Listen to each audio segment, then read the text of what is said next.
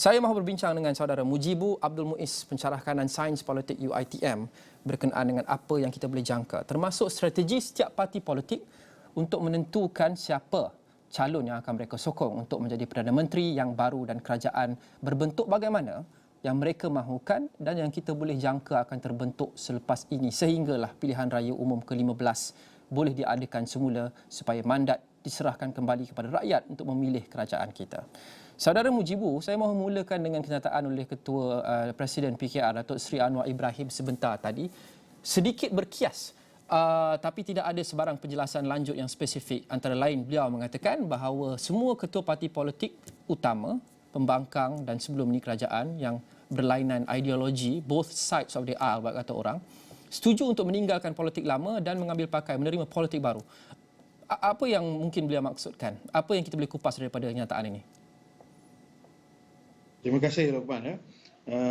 Saya berpendapat barangkali kenyataan itu merujuk kepada keperluan bagi semua pihak, baik ahli politik di semua parti yang ketika ini jelas sukar untuk membentuk satu majoriti yang diperlukan bagi membolehkan kerajaan itu dibentuk. Maka barangkali politik baru yang disebut oleh Datuk Seri Anwar itu merujuk kepada keperluan untuk satu kerjasama rentas parti berlaku di dalam parlimen bagi membolehkan satu kerajaan yang stabil dibentuk, dan kerajaan yang stabil itu sangat diperlukan pada ketika ini ketika kita masih lagi bergelut dan juga usaha-usaha kerajaan itu perlu segera diteruskan bagi membolehkan kita keluar daripada permasalahan COVID-19. Tapi itulah Luqman, ya, saya rasa kenyataan itu barangkali merujuk kepada bayangan bahawa mungkin beliau sudah memiliki satu majoriti yang diperlukan untuk membentuk kerajaan. Walaupun begitu, saya masih lagi tidak berani untuk mengatakan bahawa Datuk Seri Anwar Ibrahim ada memiliki majoriti itu, disebabkan kita juga masih belum mendengar kenyataan daripada pihak-pihak lain. Tambahan pula, kalau kita perhatikan, terdapat banyak senario yang membolehkan jajaran baru, kerjasama dan juga pembentukan fraksi baru, ataupun mungkin juga muncul pengekalan status quo dalam Perikatan Nasional yang barangkali boleh dibentuk menerusi UMNO dengan barangkali ada penawaran yang mungkin membolehkan UMNO mengepalai Perikatan Nasional, maka inilah juga yang boleh berlaku. Jadi buat masa sekarang saya berpendapat masih tidak ada satu kerangka yang jelas dan juga satu bayangan bahawa siapa yang bakal membentuk kerajaan sampailah kita benar-benar mendengarnya daripada pihak istana sendiri, terutamanya yang di-Pertuan Agong dalam menentukan siapa bakal Perdana Menteri dan seterusnya membolehkan kerajaan segera dibentuk. Ya. Boleh kita kongsikan semula sebentar tadi grafik yang kami mainkan sebelum ini, Cik Mujibu, berkenaan dengan taburan kerusi di Parlimen sekarang. Kalau kita boleh kongsikan muka surat yang kedua, ini mempunyai banyak data berkenaan dengan kerusi yang kita mungkin boleh jangka secara selamat. Sudah pun memberikan sokongan kepada Datuk Seri Anwar Ibrahim. Sudah tentu PKR, DAP, Amanah dan juga Warisan, itu adalah jelas. Warisan juga sudah pun memberikan pengesahan bahawa mereka setuju untuk menyokong Datuk Seri Anwar Ibrahim menjadi Perdana Menteri. Pejuang Muda, APCO dan PSB belum ada, saya kira, sebarang pengumuman yang konklusif, spesifik dan juga rasmi, tapi selamat untuk kita mengandaikan mereka sebelum ini cenderung untuk menyokong Pakatan Pembangkang berbanding dengan Kerajaan Perikatan Nasional sebelum ini, dan bebas itu adalah 6. Jadi 96 kerusi campur dengan semua itu, sekurang-kurangnya mungkin Pejuang atau Muda masih lagi belum mencukupi. Jadi perbincangan kita teralih kepada muka surat yang seterusnya, kerana saya tak gemar untuk memakai perkataan kingmakers, kerana semua ahli parlimen itu berupaya menjadi kingmakers. Tapi tidak boleh dinafikan ini adalah antara kelompok yang signifikan. UMNO yang menarik sokongan daripada PN ada 15 kerusi, termasuk Datuk Seri Najib Tun Razak, Datuk Seri Zahid Hamidi dan sebagainya sebelum ini. GPS ada 18 kerusi dan sudah tentu Perikatan Nasional masih lagi memegang 50 kerusi dalam bentuk kerusi PPBM dan juga PAS khasnya. Jadi saya nak cuba dissect satu-satu, Mujibu. UMNO 15, GPS 18 dan Perikatan Nasional 50. UMNO 15, apa yang kita jangka, apa pendirian yang kita jangka mereka akan buat dari segi siapa yang akan mereka sokong dan apa strategi mereka? Ya, saya berpendapat begini, barangkali dalam konteks untuk membentuk kerjasama di dalam apa yang kita katakan Pakatan Baharu ini, kita lihat halangan itu muncul daripada caveat yang dibentuk sendiri oleh parti-parti yang berkenaan. Ya, kita lihat bagaimana UMNO walaupun ada kecenderungan barangkali untuk melakukan kerjasama dengan Pakatan Harapan, terutamanya dengan parti PKR, tetapi nampaknya sedikit ralat untuk melakukan kerjasama dengan DAP. Begitu juga dengan DAP yang barangkali tidak ada masalah untuk menerima sokongan daripada UMNO, tetapi sedikit ralat untuk bekerjasama dengan golongan yang digelar sebagai kleptokrat ini, yang terutamanya sekali dalam 15 ahli parlimen yang dikatakan kleptokrat itu adalah mereka yang menarik sokongan daripada Parti Perikatan Nasional. Begitu juga dengan GPS. GPS saya lihat tiada masalah barangkali untuk melihat sebarang kerjasama, kerana apa yang saya perhatikan GPS yang mewakili Sarawak itu mengambil sikap tunggu dan lihat. Tetapi saya juga barangkali berpendapat sikap ini diambil bagi memastikan sokongan yang diberikan itu benar-benar memberi manfaat kepada GPS. Tetapi dalam masa sekarang, saya lihat barangkali GPS sukar juga sedikit untuk melakukan kerjasama dengan Pakatan Harapan disebabkan adanya DAP yang pada ketika ini dilihat sebagai direct rival ataupun lawan terus parti itu dalam konteks pilihan raya negeri di Sarawak yang bakal berlangsung. Ya, di mana kita faham kekuatan DAP yang begitu signifikan di Sarawak barangkali mampu untuk menjejaskan sokongan GPS untuk terus mengawal ataupun memerintah di Sarawak. Jadi caveat-caveat segitulah yang barangkali menghalang pembentukan majoriti ini. Macam yang Luqman katakan tadi, memang jelas sebarang keputusan, walaupun sekecil mana keputusan itu, ditentukan oleh parti-parti yang sekecil kedudukan kerusinya, kerana siapa pun seperti mana yang Luqman katakan tadi mampu untuk menjadi kingmaker. Tetapi untuk menjadi kingmaker sahaja tidak cukup, kerana sesiapa yang bakal diangkat sebagai king itu barangkali menjadi faktor utama dalam dalam menjadi pilihan untuk diangkat sebagai Perdana Menteri. Kerana jelas siapa pun tokoh itu barangkali dia perlu menampilkan sesuatu yang dianggap sebagai neutral, ya, terutamanya tokoh itu mampu untuk meredakan politik dalaman parti-parti yang bakal mengangkat beliau. Sebagai contoh UMNO contohnya, saya berpendapat halangan terbesar UMNO kalau Datuk Seri Anwar menjadi Perdana Menteri sudah tentulah DAP, ya, kerana DAP adalah sebahagian yang membentuk kekuatan Perikatan Nasional. Sudah tentu juga ini akan backfired kepada kerajaan Datuk Seri Anwar, di mana rakyat mungkin melihat mengambil UMNO terutamanya 15 golongan kleptokrat yang digelar itu untuk menjadi sebahagian daripada kerajaannya barangkali akan menjadi satu bebanan politik kepada Pakatan Harapan yang satu ketika dulu berjaya membuang Parti Barisan Nasional UMNO daripada kerajaan disebabkan isu tersebut. Jadi ini akan menjadi bebanan kepada itu. Dan inilah, kalau tokoh yang bakal menjadi Perdana Menteri itu mampu untuk meneutralkan semua keadaan, mampu untuk mencabut halangan-halangan dan juga kekangan, caveat yang dibuat oleh parti-parti masing-masing ini, maka saya nampak ada peluang untuk kerajaan perpaduan ini diwujudkan, yang saya rasa mungkin juga akan lebih stabil sifatnya berbanding kalau mengharapkan sesuatu kerajaan itu dibentuk atas dasar perpaduan menerusi kaedah Confident and Supply Agreement. Luqman. GPS sebelum ini kita lihat kalau ikut sejarah Mujibu agak fleksibel untuk mengalihkan sokongan mereka ke mana yang mereka rasa sesuai, kerana GPS mungkin mereka bertumpu kepada isu-isu yang Borneo pentingkan dan Sarawak pentingkan. Isu cukai petroleum, isu MA63 dan sebagainya. Sebelum ini Pakatan Harapan juga menjadi kerajaan, mereka menyokong kerajaan Pakatan Harapan pada ketika itu. Jadi ada apa yang kita boleh jangkakan berkenaan dengan apa faktor-faktor terbesar yang akan mempengaruhi pilihan GPS? Adakah mereka akan tertumpu semata-mata kepada isu yang penting kepada Sarawak, atau personality yang dipilih menjadi PM itu juga penting?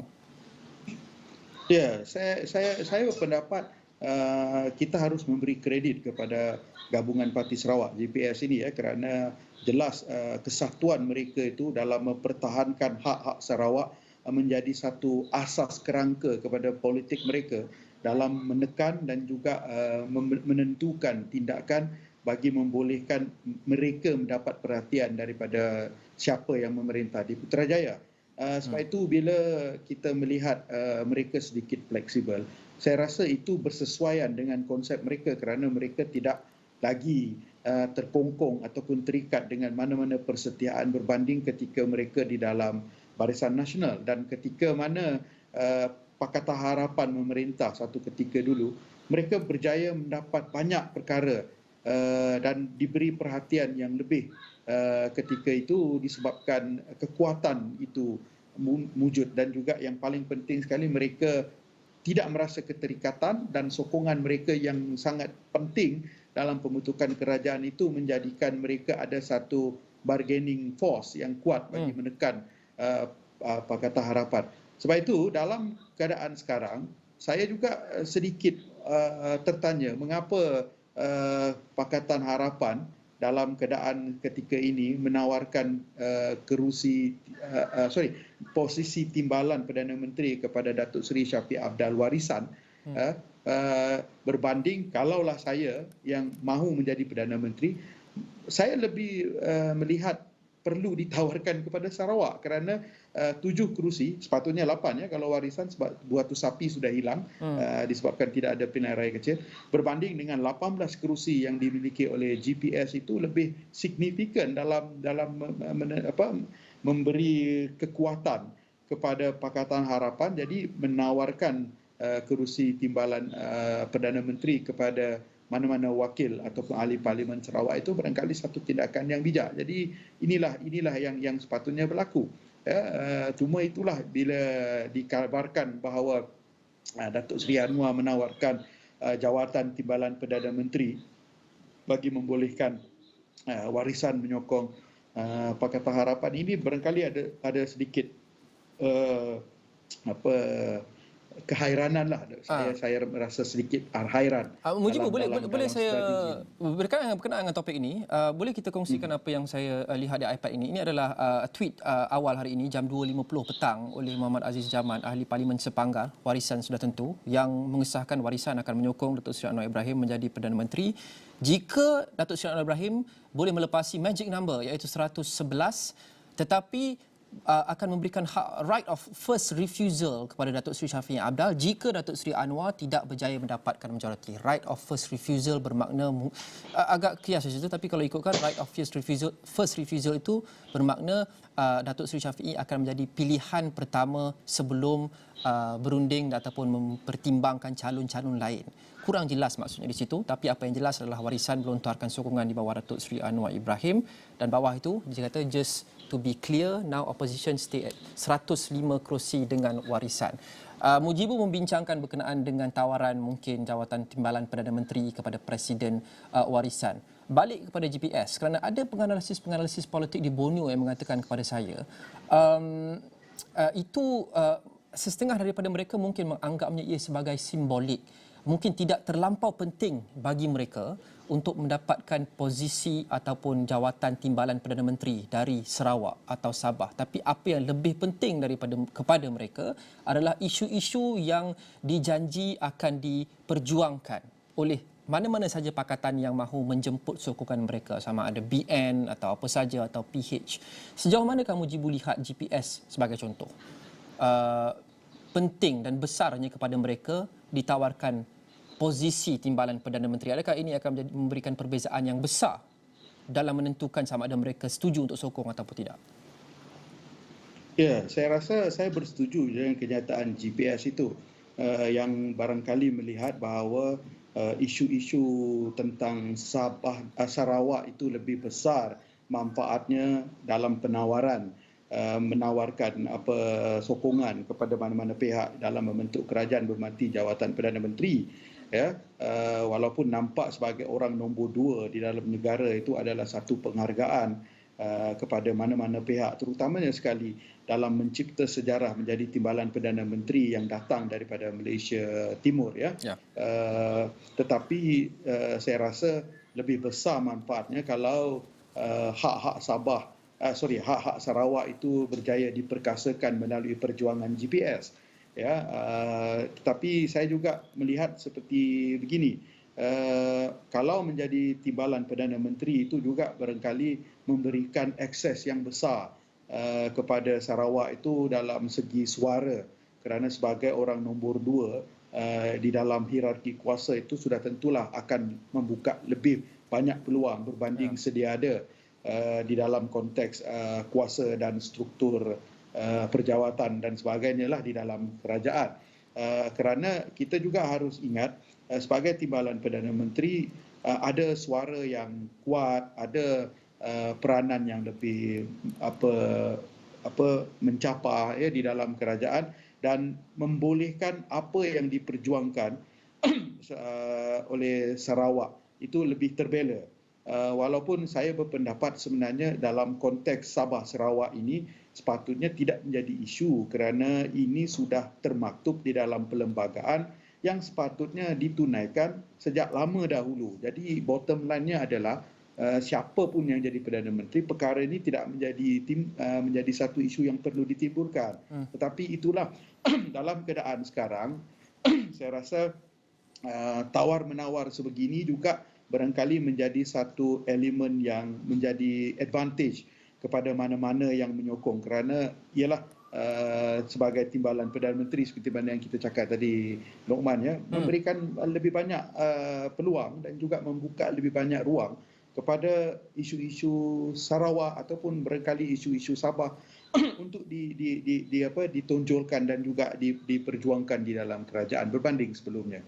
Itu kita tak Kerana mungkin saya berpendapat seperti mana yang berlaku ketika Pakatan Harapan dan juga Perikatan Nasional, akan lebih banyak ruang diberikan dan juga lebih banyak jawatan ditawarkan kepada wakil-wakil rakyat daripada Sabah dan Sarawak di dalam kabinet, dan sudah tentu saya rasa ini akan diberikan jawatan-jawatan yang agak signifikan lagi selepas ini. Okey, kita berbalik pada grafik ini. Yang ketiga adalah Perikatan Nasional. 50 kerusi, satu blok yang sangat signifikan, malah melebihi UMNO sekarang. Terutamanya kalau kita menolak daripada UMNO yang 15 ahli parlimen yang sudah keluar daripada tarik sokongan daripada Perikatan Nasional baru-baru ini yang menjatuhkan kerajaan Tan Sri Muhyiddin dari segi majoriti parlimen. Perikatan Nasional masih lagi kekal sebagai blok yang terbesar atau so-called kingmakers sekali lagi. Dan sebelum ini terdapat ragu-ragu sama ada parti seperti PAS di dalam Perikatan Nasional akan mencari haluan sendiri dan sebagainya, tapi kita baru dapat pengesahan juga bahawa PAS akan kekal bersama dengan Perikatan Nasional. Datuk Seri Hadi Awang berkata susah dan senang bersama. Jadi 50 kerusi dianggap di situ. Jadi Tan Sri Muhyiddin Yassin selaku outgoing Prime Minister, Perdana Menteri sementara, sebenarnya masih lagi mempunyai kuasa kingmaker yang agak besar untuk menentukan siapa Perdana Menteri yang seterusnya dan kerajaan yang seterusnya. Kita lihat juga ideologi dan preference Perikatan Nasional dan Tan Sri Muhyiddin setakat ini yang kita tahu, Mujibu. Tan Sri Muhyiddin seperti yang sudah disebut dalam putusan terakhir tempoh hari, tidak mahu bekerjasama dengan kleptokrat, itu adalah perkataan beliau. Dan UMNO juga terpecah kepada dua. Jadi beliau tidak mahu bekerja dengan sesetengah ahli parlimen di dalam UMNO yang beliau gelar sebagai kleptokrat. Dan pada masa yang sama kita lihat juga baru-baru ini ada bayangan mungkin daripada Presiden Amanah Muhammad Sabu yang mengatakan bahawa kembalilah kepada rakan-rakan asal yang bertanding bersama dengan PH dalam di bawah tiket PH dalam PRU14 yang dulu. Apa yang kita boleh jangkakan? Sudah tentu tidak apa yang pasti, tapi apa yang kita boleh jangkakan pendirian Tan Sri Muhyiddin yang membawa bersamanya 50 kerusi Perikatan Nasional? Mujibu. Ya, saya berpendapat benar 50 kerusi yang dipegang oleh Perikatan Nasional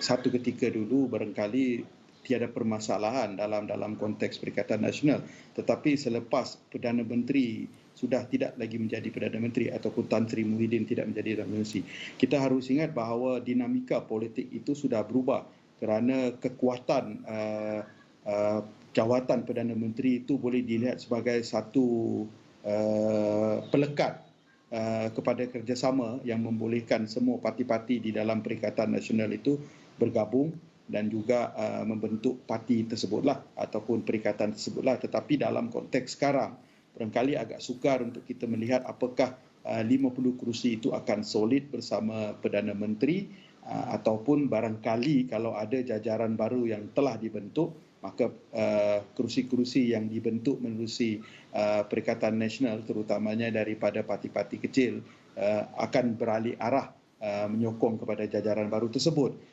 Saya melihat begini, kalaulah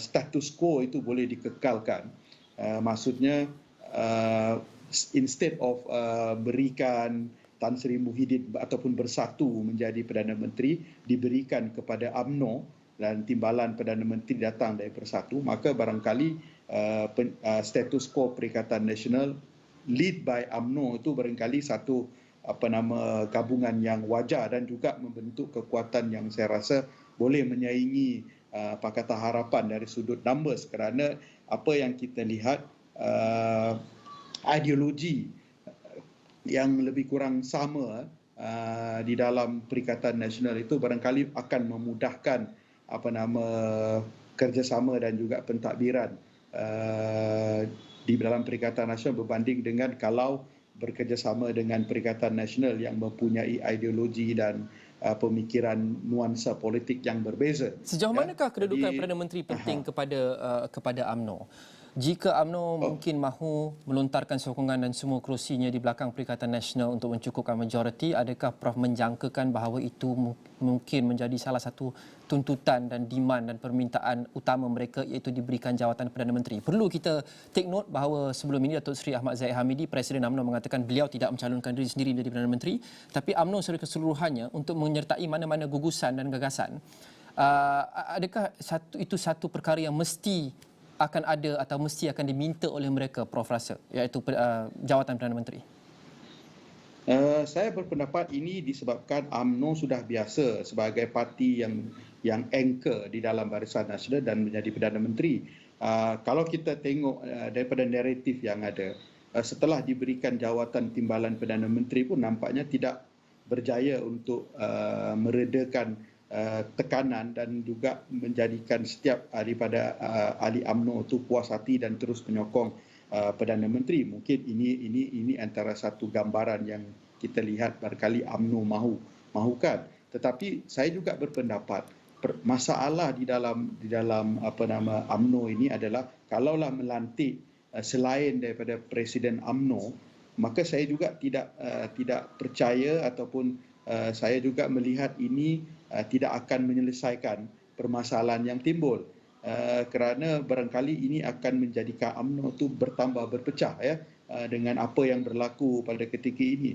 Sebab kita harus melihat jawatan Perdana Menteri ini adalah sangat penting dalam mana-mana koalisi, kerana ini adalah satu pejabat yang memutuskan dasar dan yang paling penting mampu untuk menawarkan penawaran dan juga habuan politik bagi membolehkan setiap parti yang bertelaga, setiap mereka yang tidak berpuas hati untuk diredakan permintaannya. Sebab itu sangat penting. Kalau kita ambil naratif dalam konteks Barisan Nasional dahulu, memang jelas dalam UMNO banyak perasaan tidak puas hati dan sebagainya. Kalau dalam konteks Datuk Seri Najib misalnya, banyak yang tidak berpuas hati dengan isu 1MDB, tetapi kuasa Datuk Seri Najib sebagai Perdana Menteri ketika itu mampu meredakan tekanan dan juga perasaan tersebut dengan penawaran, dengan pemecatan disebabkan pusat kuasa yang dipegang oleh Presiden UMNO ketika itu sebagai Perdana Menteri. Dan inilah yang tidak berlaku ketika UMNO tidak lagi menjadi Perdana Menteri apabila kita lihat bagaimana keputusan Presiden dan juga keputusan parti yang dilakukan ketika persidangan Perhimpunan Agung UMNO itu ditolak mentah-mentah oleh mereka yang berada di dalam kabinet, orang-orang UMNO yang berada di kabinet atas prinsip yang kononnya mahu meneruskan kerjasama. Disebabkan melihat ini lebih memberi manfaat kepada parti, yang bagi saya dalam konteks kepartian ini adalah tidak baik bagi masa depan sesuatu parti. Jadi inilah kita nampak bagaimana pentingnya jawatan Perdana Menteri itu, kerana jawatan Perdana Menteri membolehkan seorang Perdana Menteri untuk menawarkan sesuatu, ya, untuk membolehkan kompromi dibentuk disebabkan kemampuan pejabat itu untuk menawarkan penawaran, menawarkan penaungan, menawarkan jawatan. Jadi perkara-perkara ini penting bagi setiap parti politik, kerana itulah tujuan mereka masuk politik, mahu menjadi sebahagian daripada kerajaan dan memiliki kuasa bagi membolehkan mereka itu mendapat apa yang mereka mahukan menerusi politik. Baik, terima kasih saudara Mujibu Abdul Muiz, pencerah kanan sains politik UiTM.